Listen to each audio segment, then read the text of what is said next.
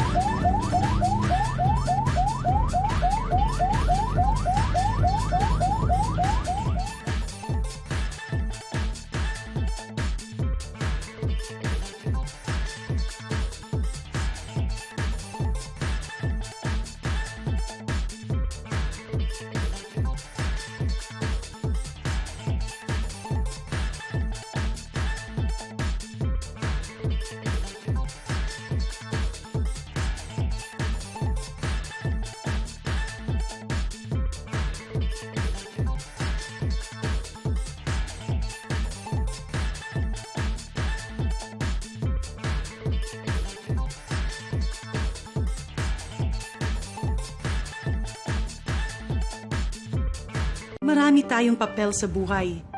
Kaibigan, asawa, breadwinner, OFW. Ngayon, may panibago tayong papel. Ang labanan ang mga epidemya mula sa ibang bansa.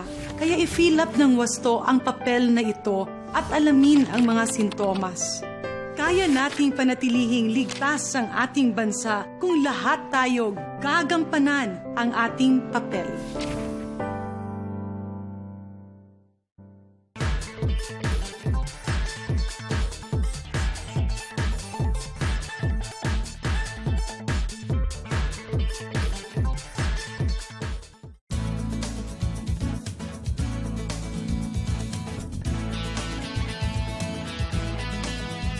Nananatiling mataas ang incident ng cardiovascular disease sa bansa.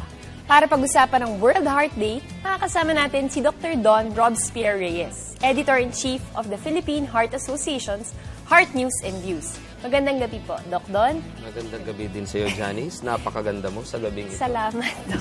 So anyway, ang papag-usapan po natin ay tungkol sa World Heart Day. So, ano po ba yung mga cardiovascular-related disease na maibibigay niyo? Okay, yan ang ating dahilan kung bakit natin isa-celebrate ang World Heart Day. Pag sinabi natin cardiovascular disease, sakit yan ng puso na kasama din ng mga ugat. Kaya tinawag po natin yung cardiovascular disease. So that's a spectrum from the heart papunta sa mga ugat. So marami po bang iba-ibang sakit? Marami yan. Pag-usapan natin yung high blood, mga atake sa puso, yung mga pagbabara ng ugat sa paa, marami. So maraming kaakibat yan. Kung saan may ugat, maaaring magkaroon ng problema. Walang parte ng katawan ang walang ugat. So lahat po maaaring maapektuhan. Oo, buong katawan natin may ugat. Tama. Doc, ito ba is inborn o na-acquired to pag, kunwari, may nagka-cause, may parang certain na nag-cause dito? Okay. Siyempre, kapag pinanganak yung isang tao, meron din tayong tinatawag na congenital heart disease, no? Pero hindi naman sila yung pinaka-common. So, ang pag-uusapan po natin dito sa World Heart Day ay yung mga acquired. Kasi karamihan sa mga sakit sa puso at sa mga ugat o cardiovascular diseases, karamihan po acquired. Kaya po sinasabi natin, ang mga sakit na ito ay choice natin. So, most of them would be acquired. Usually po sa lifestyle na Lifestyle, tama yan. It's a choice, ika nga. So, yung mga sakit na to, Doc, it can lead to parang death, di ba? Of course, definitely. Kahit nga yung pinag-uusapan nating traffic, nakamamatay din yan, di ba? Issue yan sa atin ngayon. So, Doc, kinabanggit nyo kanina, di ba, parang rare case yung mga inborn natin. Ano po ba yung mataas na incidence rate dito sa Pilipinas na yung cardiovascular-related disease? Okay, yung tungkol sa congenital heart diseases, okay, we really cannot do anything except for surgical correction na, no? But pagdating sa mga acquired cardiovascular diseases, nandyan pa rin ang hypertension o alta presyon. No? Yan ang isa sa mga pinaka-importanting risk factor. Pero kung titignan po natin ang datos natin dito sa ating bansa at sa buong mundo, ang cardiovascular deaths, siya pa rin ang nangunguna, number one killer worldwide at pati sa Pilipinas. Wow. So heart attack, isa Heart dyan. attack. Yes. So, Pabata ano po na ang na heart attack ngayon, Oo mind nga you. po Ha? eh. So ano po ba yung, siguro yung pinaka-cause na lang, na usually cause na, na it can lead to parang heart disease? Okay, ang pinaka-importante ngayon sa nakikita namin kasi times change, it would be the lifestyle that we lead. Lifestyle talaga. Kasi the world is fast-changing, fast-paced ng ating buhay. So ang choices natin yun, pare, dati nakapagluto ka ng healthy. Ngayon, andyan ang fast food. Opo. Tapos nandyan yung mga parang stress relievers mo na akala nila smoking, no? So smoking is still a big problem sa Pilipinas at sa buong mundo. Marami rin talagang smokers talaga. And of course, the food that we eat. Hindi na tayo masyado kumakain ng gulay. Oo nga. Puro fast food, high fat, high salt. Nagiging fast track na kasi lifestyle Fast track. sa So, atin. kumbaga, wala na nagiging choice ang tao ngayon na kundi kumain ng mga pagkain unhealthy, right? Pangalawa, yung lack of physical activity. Yes. Kasi lahat, kung may exercise man tayo, puro iPad na lang, puro Mga ano na lang, gadgets eh. daliri na lang na exercise Oo nga ngayon, hindi na ang hindi na buong katawan. At isang factor pa rin ngayon, smoking. So kumbaga, among all the many risk factors na modifiable talaga, itong tatlo ang isa sa, kumbaga, ang pinagtutuunan ng pansin. Paano ba natin maiwasan, based sa mga sinabi niyo, paano natin maiwasan yung heart attack? Very important yan. Una, siguro, hindi siguro, dapat tayong mag-adhere sa healthy lifestyle. Ang palagi naming sinasabi sa mga pasyente namin, ang pinakamabisang gamot pa rin ay ang tamang pagkain. Tama. Okay, palagi namin sinasabi, yun nga sa aming advocacy sa Philippine Heart Association, gusto ko sanang i-promote yung campaign naming 50-100. Okay, yung 50-100 na yan, that's a secret to a healthy lifestyle. 5 means you have to eat 5 servings or 5 cups of vegetables and fruits a day. Ha? A day. So, yung 2 dun sa 50-100 would be, you have to limit yung gadget time, TV time, to 2 hours. Kasi kapag we spend more time watching TV, playing gadgets, yung the time for physical activity, nababawasan. Napakonsume na nila ng Okay, kaya nga ina-advise natin dyan na dapat i-limit. And then yung 1 dun sa 50-100 is, as much as possible, we spend about an hour of exercise a day. And then yung 0, yung sa 50-100, zero sweetened drinks. Yung, zero. So nothing at all. Sweetened. Sweetened. Sweetened. Sugar drinks. Okay. Yung soft drinks mo, yung mga artificially flavored drinks, because this has been associated with with obesity, lalo sa mga bata. Dami na ngayon. Okay, ang dami na. 3 out of 10 Filipinos yata obese na ngayon. Humahabol na tayo sa western sa western data. Naglalakihan na rin tayo mga Pilipino, no? Baka magkulang ng Pilipinas sa laki ng mga Pilipino. Yung ikalawang 0 ay yung dapat no smoking. Kahit na isang sigarilyo, Zero it's smoking. deadly. That's So why meron din tayo, Doc, na yung World Heart Day. Kailan po ba to at ano po bang mangyayari dito? Okay, ang World Heart Day, of course, it's a global event, Yes. Actually, the World Heart Day is scheduled on the 29th of September. Okay. But in the Philippines, it's going to be celebrated on the 27th. Okay. So ang tema po ng Philippine Heart Association ngayon is going to the grassroots level. Okay? Grassroots, ibig sabihin, we go to where these things are needed. So, yung mga ordinaryong mamamayan. That's why for this year, we decided that we hold the activities sa Cubao. Cubao. Okay? In Murphy, there's a barangay there that na we coordinated with them at doon namin gagawin lahat ng activities namin. So, Doc, last message na lang po para sa ating mga viewers. Sa ating mga nanonood, ang pag-iwas po ng mga sakit sa puso, ang ating cardiovascular diseases, ay isa pong choice. Ito po ay ating gawin araw-araw. Kung gusto niyo pong simple lamang po ang pagpopromote ng healthy heart, remember lang po, 52100 or 52100. Maraming salamat, Doc, sa mga impormasyon na naipahatid niyo sa amin. Tunguhin naman natin ang Veterans Regional Hospital sa Nueva Vizcaya. Tukuyin ang kanilang equipment at programs at alamin kung bakit maaaring sabihin na Ganyan dapat ang ospital.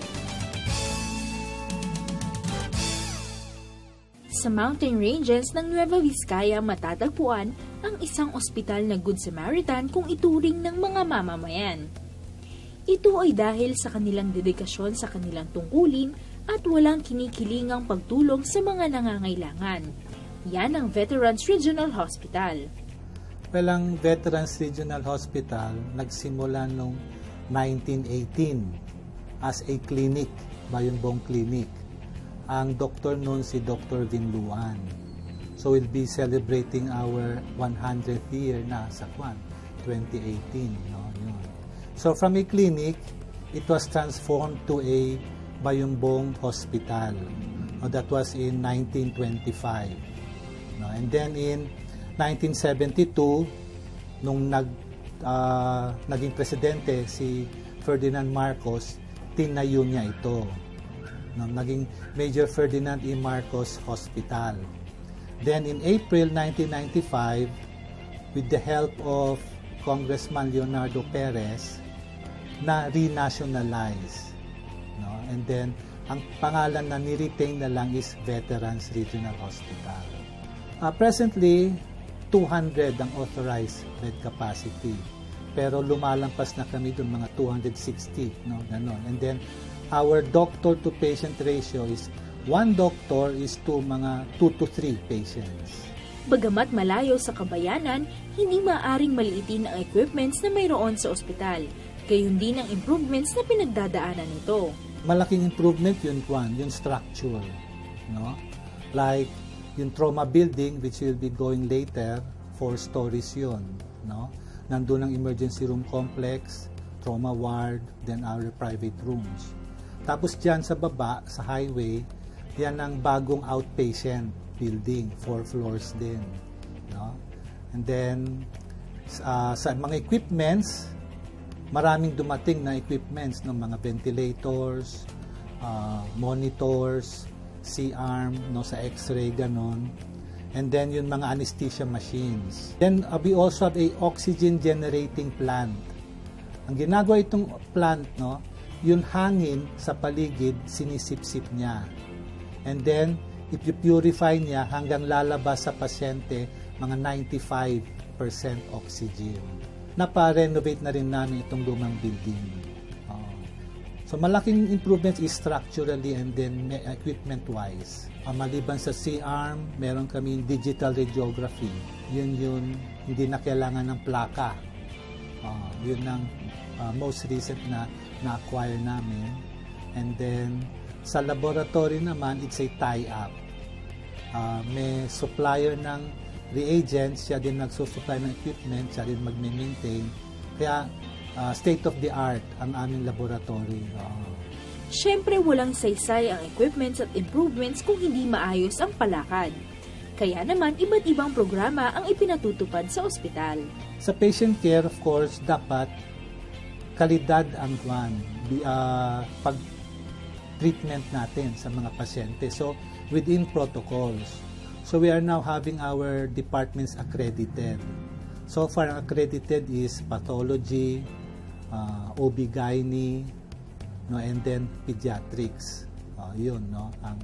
So, with accredited training, meron din kami mga consultant staff, maganda ang pag-manage sa patient. Madaling maka-recover, ganon. And then yung mga complicated cases na titignan agad, no? Ganon. Then we also have a traditional medicine. So ito, acupuncture ang namin, no? Ang paggagamot, acupuncture and then massage. And then for the relatives at mga bantays, meron kaming dorm para sa kanila. Tawag naming Bantay Lodge. Ngayon, kung medyo malaking grupo, meron naman kaming tribal huts. May mga natives kasi dito, mga Ifugao, Igorot. So, tinayo namin ng mga kubo para sa kanila. Dahil sa kanilang pagganap sa tungkulin, ilang parangal at pagkilala ang kanilang natanggap. Yung Red Orchid Award, no, na-achieve namin, and then the ISO certification, yun ang last na nakuha namin, no, na sa 9001-2008 sa quality management system sa healthcare. Patuloy ang improvements ng ospital. Patuloy din ang pagtanggap nila ng mga pasyente na nangangailangan ng kanilang tulong. The Veterans Regional Hospital is here for you. No? We are not only for Vizcaya, we are also for the surrounding provinces. Rich or poor, educated or uneducated, we will be here for you. We will try to give you the best care. We will try to acquire the best facilities. This is for you. This is your hospital. Kaya naman Veterans Regional Hospital, saludo kami sa inyo. At maaari nating sabihin na ganyan dapat ang ospital.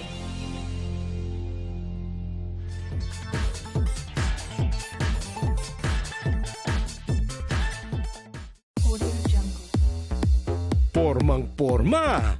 Asin. Original. Asin. Imported. Asin. Yan nabili mong iodized salt. As in din ba? Di lahat ng iodized salt, sakto ang iodine. Piliin ang may tatak saktong iodine. Sa asin, siguradong sakto sa iodine. Asin. Mga misis, saktong iodine sa asin ba yan? Asin. Isang paalala mula sa DOH.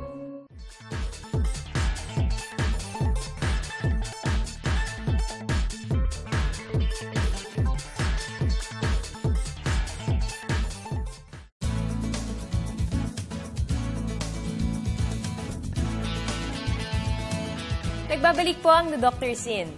Kinatatakutan sa loob at labas ng bansa ang rabies infection. Pag-usapan natin ang tungkol dyan kasama si Dr. Rafi Deray, Program Manager of National Rabies Prevention and Control Program ng DOH. Magandang gabi, Doc. Magandang gabi sa iyo, Denise. So yan, pag-uusapan po natin tungkol siyempre sa rabies. Siyempre yung mga Pinoy ngayon nahilig mag-alaga ng mga animals at marami rin mga stray animals sa mga daan natin ngayon. So, ano-ano po ba yung hayop na maaaring magdala ng rabies? Well, dito sa Pilipinas, karamihan po ng rabies infection natin ay secondary po sa kagat ng aso. At may ilan-ilan naman dahil sa kagat din ng pusa. Pusa naman. Pero sa other than that, pwede rin po magka-rabies sa kagat ng bats. Bats. Mga kagat din po ng kalabaw, kabayo, tsaka mga baboy. Ganun. So yung mga warm-blooded animals. Warm-blooded. Pero yung mga ibang bites po, like insect bites, yung mga I call blooded animals po, ay hindi po nakakapag- Hindi rabies yung nakuha. So ano po ba yung pinagmulan ng rabies? Well, ang rabies, ito ay sakit na tinatawag po natin zoonosis. So, ibig sabihin ito isang sakit ng tao na nanggagaling sa hayop. So, ito ay nakukuha po ng tao pag sila po ay nakakagat ng isang rabid na animal. At sinabi po kanina, usually dito sa Pilipinas ay yung kagat po ng aso o kagat ng pusa. So, Dok, pag nakagat ka ng aso or pusa, tapos nakuha mo yung, na-infect ka dun sa rabies, pagdating sa tao, may lunas po ba ito? Well, ngayon po, pag kinagat po kasi kayo ng rabid na aso, hindi po naman kaagad na nakaka-rabies po yung pasyente. Okay. Maaari po pong siyang gamutin para hindi siya magka-rabies. Okay. Ang problema lang sa rabies, once hindi po naagapan ng rabies at nagka-rabies po ang pasyente, wala na pong gamot para Pero sa hindi pasyente. po gamot yung vaccine, no? Ang vaccine po na binibigay natin pag nakagat po sa rabies ay para hindi po sila magka-rabies. Para hindi magka-rabies. Kumbaga, para ma-prevent po ang rabies. Pero pag nagka-rabies na po sila, ay wala na po tayong nagagawa. So, pag nagka-rabies po, ano po yung sign sa isang tao na na-infect nito? Well, maraming stages po ang rabies. Okay. So, unang-una po yung tinatawag natin na incubation period kung saan yung pasyente ay nakagat at yung virus ay tumatakbo, papunta po sa utak natin. At pagkatapos nagpo-progress po yung pasyente sa tinatawag na prodrome. Okay. Ito yung stage na masasabi po natin may rabies na talagang pasyente. Okay.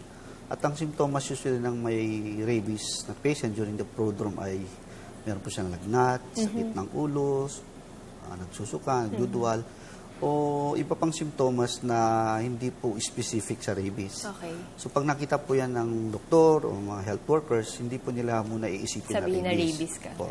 Pero pag tagal-tagal po yan, pagkatapos po ng mga ilang araw, po-progress po yan. At magiging, yung sabi na natin, acute neurologic phase. Okay. Na kung saan dito magmamanifest na yung mga simptomas ng talagang rabies. So dalawa po yun, meron tayong... Yung specific sa rabies po. Meron po tayong tinatawag na paralytic type of rabies na kung saan parang paralisado yung pasyente po natin. At saka meron po tayong furious type of rabies na mas marami po, mga 80% yan. Karamihan po ng mga tao po yung alam nila yung furious type of rabies kung saan yung sinasabi nga nila yung parang nababalo yung pasyente. Ano? So yung pasyente ay naglalaway, yung excessive salivation, nagwawala na kung minsan sa uling stage. Kung minsan may mga simptomas na parang nagdi-delirium sila, changes in sensorium, at yung pa. Okay? At yung karamihan po na alam ng mga tao ay yung sinasabi nila na aerophobia at saka hydrophobia, kung saan mga takot sa... yung pasyente ay takot sa tubig at sa hangin. Kasi nga po, pag na-expose sila sa hangin o nakakita po sila ng tubig, ay para po silang sinasakal. Kung kaya't takot sila sa tubig at saka sa hangin. So ito yung karamihan na simptomas po ng rabies. So Doc, meron tayong World Rabies Day. Ano po bang maaasahan natin dito? Share naman po natin sa ating mga viewers yung mga mangyayari. Okay. Well, ang World Rabies Day, it's a global celebration to increase po yung awareness about rabies. Yes. Okay. Dito po sa Pilipinas, sa September 28, ang pinaka-event po ng Department of Health at Department of Agriculture, kasama natin ang Department of Interior Local Government, ay kami po ay magdi-declare ng 10 area na rabies-free zones. Okay. So ito po ay yung isa po sa Batangas, 2 sa Palawan, at saka yung 7 munisipyo ng So all Dinagat. over the Philippines. So pala. buong isla ng Dinagat ay dideclare po namin na rabies-free zone sa September 20. Other than that, meron din mga activities din, yung mga lokal na pamahalaan natin, tsaka may mga region natin na magko-commemorate po ng World Rabies Day. Doc, pa-share naman po sa ating mga viewers kung gaano po kahalaga ang vaccine, yung vaccine ng rabies. Well, ang kahalagan po ng rabies vaccine is that ang prevention kasi ng rabies ay nasa pagbabakuna. So, ang sabi nga po nila, the only means that you can prevent or eliminate rabies is through vaccination. So, kapag hindi po nagbabakuna sa aso, simulan po natin sa aso, pag hindi po nagbabakuna tayo ng rabies laban sa mga aso at pusa natin, ay hindi po natin ma-eliminate ang rabies sa mga hayop at pusa. Gayon din, pag hindi naman natin binabakunahan yung mga taong nakagat po ng mga aso at pusa against rabies, maaari din po sila magka-rabies. At pag nagka-rabies po yung mga pasyente, wala na po yung tayo nagagawa sapagkat sa ngayon, wala pa rin lunas o gamot para sa rabies. So Doc, ano na lang pong ating mensahe para sa ating mga viewers? Kami po sa Department of Health, kasama po namin ang DA, Department of Agriculture, Department of Interior Local Government at mga lokal na pamahalaan dito sa Pilipinas, ay nananawagan po sa lahat ng kababayan po natin na tayo po ay magtulong-tulungan. Kami po sa national agency at saka lokal na we cannot do it alone. Hindi po namin kakayanin na makontrol at ma-eliminate ang rabies na kami lang po. Kinakailangan din po namin ang kanilang partisipasyon, active participation. Lalo pa yung mga pet owners na ang aming hinihiling po sa mga pet owners ay kanila pong itali o kulong yung mga aso po nila para hindi po ito gumanggala-gala. At number 2, ay regular po nilang bakunahan against rabies. At sa mga biktima naman ng mga nakagat po ng aso at pusa, na sila po'y dumulog sa pinakamalapit na health facility para malaman po nila kung kinakailangan bigyan silang bakuna o hindi. At hindi po sila pupunta sa mga traditional healers bago po pumunta sa doktor. Maraming salamat po, Dr. Rafi Deray, Program Manager of National Rabies Prevention and Control Program ng DOH. Huwag kayong aalis dahil magbabalik ang Konsultahan ng Bayan.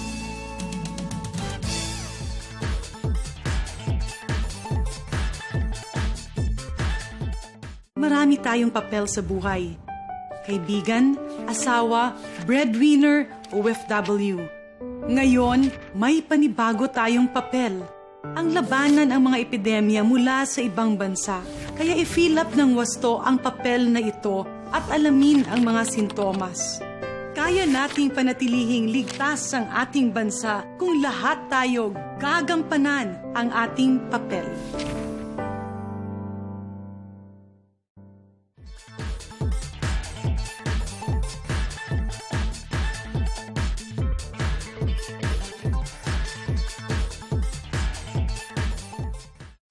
Natapos na naman ang isang makabuluhang usapan ngayong gabi.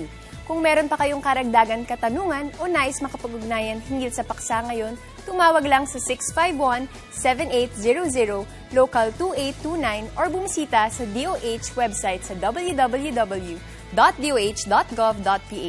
We would like to thank Ergo Contracts Philippines for our tables and chairs. Matatagpuan sila sa 2634 Rockefeller Street, Barangay San Isidro, Makati City. At maaari silang tawagan sa 843-1177 at bisitahin ang kanilang website www.ergocontracts.com.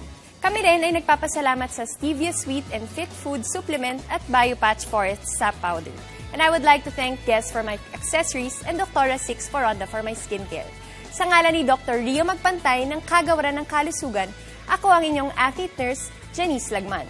Antabayanan ang susunod na edisyon ng programang ito na laging The Doctor is In.